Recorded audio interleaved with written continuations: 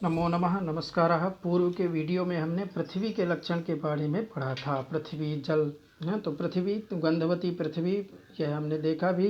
पार्थिव शरीर, उसका नासिका और विषय जो हैं पंख और शिला इत्यादि। फिर हमने जल के बारे में भी पढ़ा था। तो शीत स्पर्शवत्यापः, शरीर जो है इसका जल शरीर वरुण लोक में पाया जाता है। इंद्री जो है जिह्वा है, जिह्वाग्रवर्ती अग्रभाग। और जल विषय जो है देखिए यहाँ पे समुद्र, यह इसका विषय है। फिर वायु के लक्षण में तो रूप रहित स्पर्शवान वायु, रूप से रहित है जिसको देखा नहीं जा सकता है। तो वायु का शरीर जो है वायु लोक में पाया जाता है। अब देखिए इसमें एक शरीर यह भी है जो प्रांच वायु, प्राण, उदान, व्यान, समान और अपान। यह प्राण वायु ही है लेकिन इसके उपाधि के कारण 5 भेद हो गए हैं।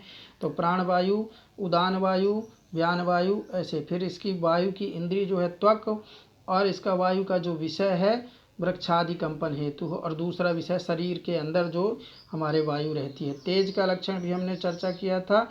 इसमें अब हम आकाश लक्षण के बारे में चर्चा करेंगे। तो आप पहले देखेंगे अपने तर्क संग्रह पुस्तक में कि आकाश की परिभाषा क्या दी गई है। तो देखिए, शब्द गुणकम आकाशम, शब्द गुण को ग्रहण करने वाला जो है वह आकाश है। शब्द है गुण जिसका, शब्द है गुण जिसका, उसका नाम आकाश है। तच्चैकम, तच्च एकम, वह एक है। विभु है अर्थात व्यापक है, सभी जगह है। ठीक है। नित्यम च, और नित्य है।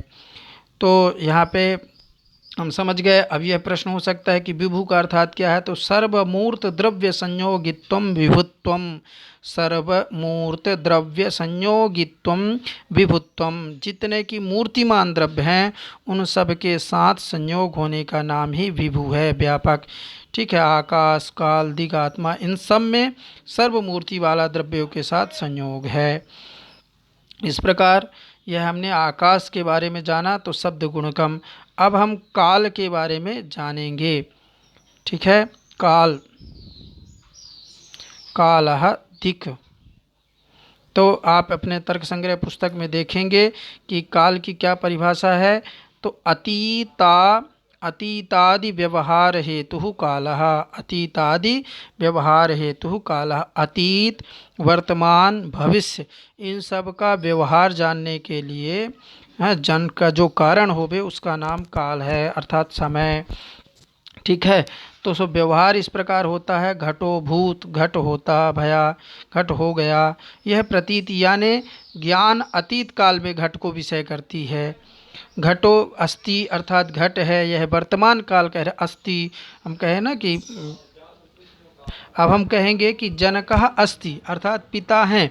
पितामह आसीत, पितामह थे, तो यह भूतकाल का विषय हो गया। और अस्ति अर्थात वर्तमान काल का विषय हो गया।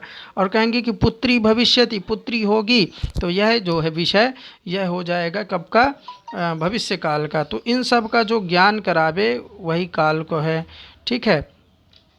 फिर वह कहते हैं सचैको, वह एक है। विभुर नित्यश्चा, वह एक है ना, और व्यापक है और नित्य भी है। वह नित्य है, व्यापक है, सर्वाधार है, सब में रहने वाला है। इस प्रकार यह कहते हैं।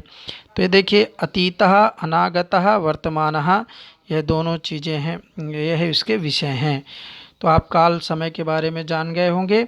अब इसी के साथ हम आगे बढ़ते हैं। तो दिशा के बारे में जानेंगे। यह देखिए दिशा के बारे में, प्राच्यादि व्यवहार हेतु दिक्, प्राच्यादि व्यवहार हेतु दिक्। प्राच्यादि कहा है सो आदि पद करने के, यानी प्राची, अवाची, प्रदीची, उदीची, अर्थात पूर्व, पश्चिम, उत्तर, दक्षिण, इन सब का जो व्यवहार का कारण हो वे, जिनके कारण ये सब व्यवहार होता है, उसी का नाम दिक् है, दिशा है। साचैका, वह एक है। नित्य है। विभि अर्थात सभी में व्यापक है, सभी जगह है। ठीक है। तो देखिए, प्राच्यादि व्यवहार हेतु दिक्, प्राच्यादि व्यवहार हेतु दिक्, एका, दिक् एक है और वह नित्य है। ठीक है। यह हम दिशा के बारे में जानेंगे। पूर्व, पश्चिम, उत्तर, दक्षिण, यह लिखा प्राची, दक्षिणा, प्रतीची, उदीची। पूर्व, दक्षिण, पश्चिम, उत्तर।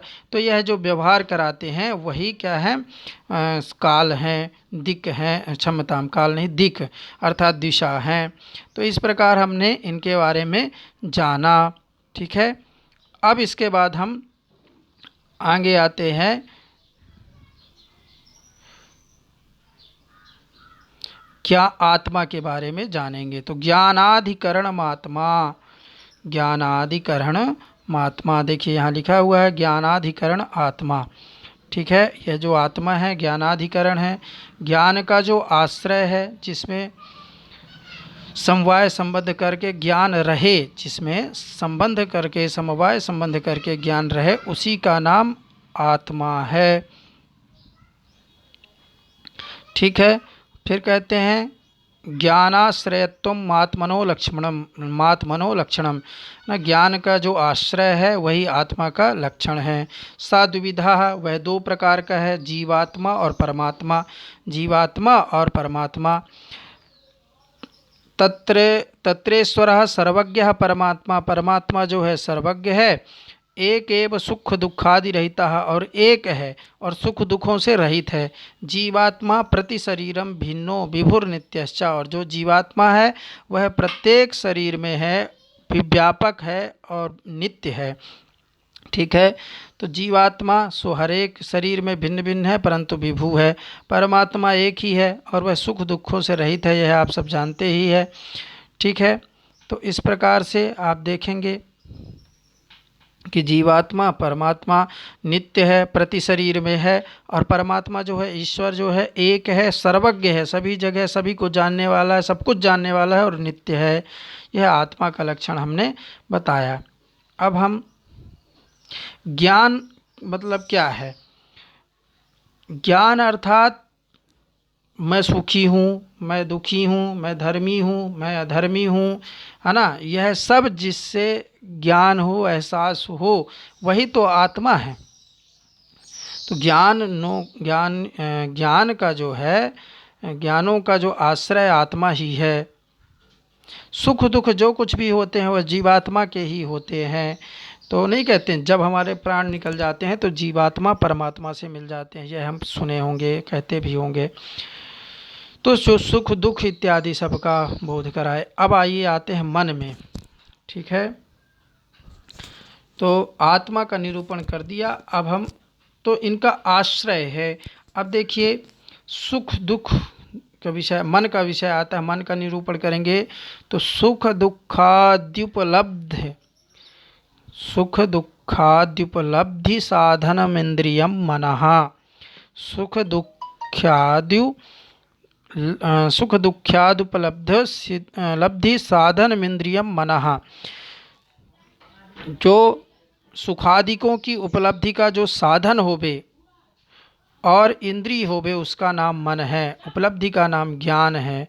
सो मन प्रत्येक आत्मा के प्रतिनियत होने से अनंत है, अर्थात हर एक जीवात्मा के साथ एक एक मन रहता है। तच्च नियतत्वात् अनंतम, वह प्रत्येक आत्मा में रहने के कारण अनंत है, अपरमाणु रूप में है और नित्य है, परमाणु रूप में है और नित्य है।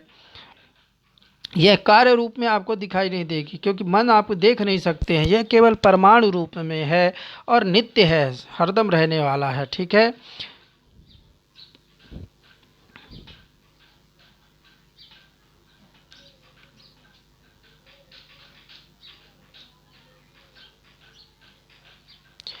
तो मन से ही हम, मन जो है, मन से ही हम सुख दुख इत्यादि का सबका निर्णय लेते हैं। इस प्रकार यह मन का लक्षण कहा गया है। ठीक है, तो आज के वीडियो में हम इतना ही अध्ययन करेंगे। आगे के वीडियो में हम गुण के रूप के बारे में चर्चा करेंगे। जो गुणाः चतुर्विंशति गुणाः हैं, जो 24 गुण हैं, उनमें से हम पहले जो रूप है, रूप गुण के बारे में अगले वीडियो में हम चर्चा करेंगे। यह यहाँ से आपका सप्त पदार्थों में नव द्रव्य जो हैं, द्रव्यों के बारे में चर्चा हो गई। अब आगे हम अगले वीडियो में गुण के बारे में चर्चा करेंगे। रूप, रस, गंध, स्पर्श, वायु, इन सब के बारे में अगले वीडियो में चर्चा की जाएगी। इस वीडियो को अब यहीं पे समाप्त करते हैं। पुनः मिलामः। नमो नमः। नमस्कारः।